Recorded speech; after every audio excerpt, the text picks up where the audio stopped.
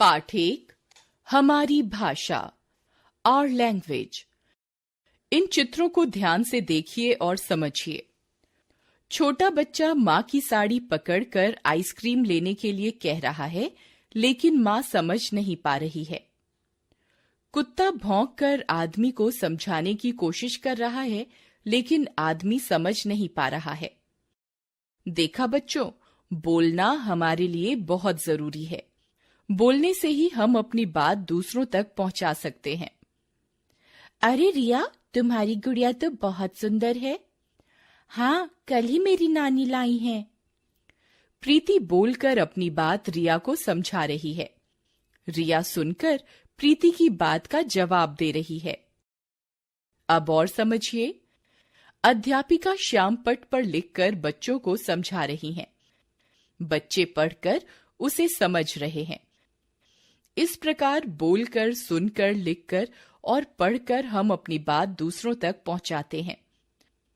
अपनी बात को दूसरों तक पहुंचाने के साधन को भाषा कहते हैं। भाषा के रूप। मौखिक रूप। एक लड़की दुकानदार से नया खिलौना दिखाने के लिए कह रही है। दुकानदार उसे खिलौना दिखा रहा है। यह भाषा का मौखिक रूप है।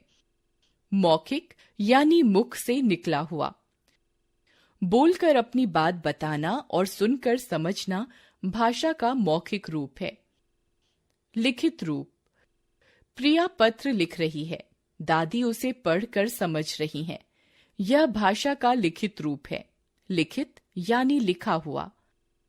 लिखकर अपनी बात बताना और पढ़कर समझना भाषा का लिखित रूप है। आओ देखें, जिस तरह हम अपनी बात एक दूसरे को बताते हैं, उसी तरह पशु पक्षी भी अपनी बात एक दूसरे को कैसे बताते होंगे।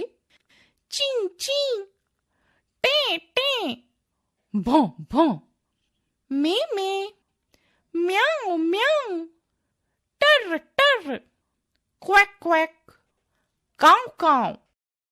आपने सीखा, अपने मन की बात दूसरों तक पहुंचाना और दूसरों की बात को समझना ही भाषा है।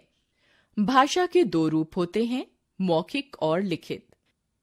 जब हम बोलते हैं तो दूसरा सुनकर उसे समझता है। जब हम लिखते हैं तो दूसरा उसे पढ़कर समझता है।